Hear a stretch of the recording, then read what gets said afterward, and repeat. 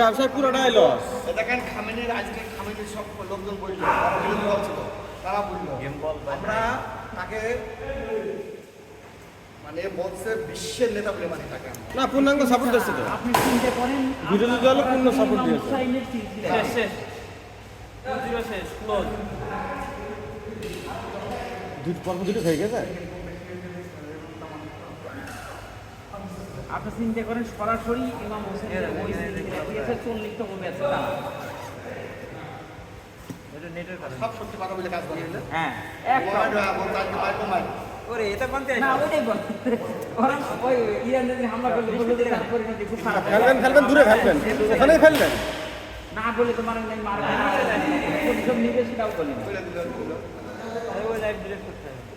ইরাকে সিরিয়ায় মাটিতে হ্যাঁ। আমরা কিন্তু সাপ করতে পারি তাই বুঝলো ওই জন্য ইরান খুব খুশি আমার